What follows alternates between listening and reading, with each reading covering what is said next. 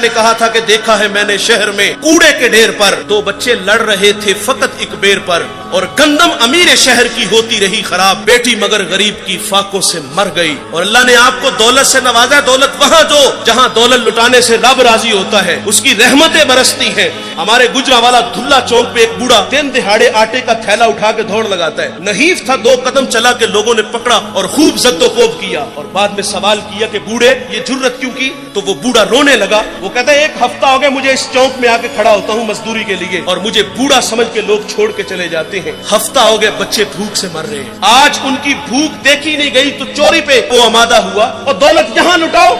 یہ نوائے وقت میں ایک خبر چھپی تھی، کمالیہ کی بیٹی وہ شادی کے قابل تھی، ایک رشتہ ملا، ادھر سے بارات آ رہی ہے، ادھر بیٹی والے تیاریوں میں، ہمسائیگی میں سے کسی نے شرارت کی کہ جس کے گھر میں آ رہے ہو وہ اپنی بیٹی کو چند جوڑوں کے سوا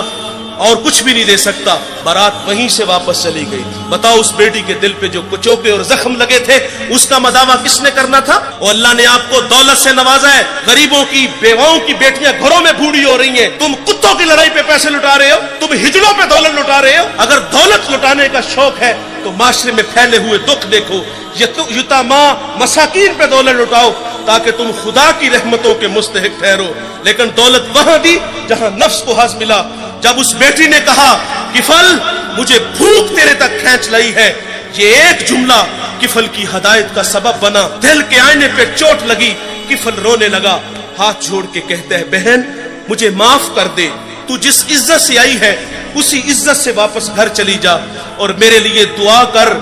اللہ مجھے معاف کر دے۔ وہ بیٹی گھر چلی گئی اور ادھر تقدیر کا قلم چل گیا، اسی رات کفل کو موت آ گئی۔ صبح ہوئی تو زمانے نے کفل کی دیوار پہ یہ لکھا ہوا پڑا تھا کہ اللہ نے کفل کو معاف کر دیا ہے۔ وہ معاف کر کے راضی ہوتا ہے۔ بھائی کوئی بندہ مرنے سے پہلے آ جائے ہاتھ جوڑ کے کہہ دے کہ یا اللہ آج کے بعد گناہ نہیں کروں گا، یہ اس کا وعدہ ہے کہ جو میری چوکھٹ پہ 2 آنسو لے آتا ہے میں اس کے گناہ کو لوہے محفوظ سے مٹا دیتا ہوں۔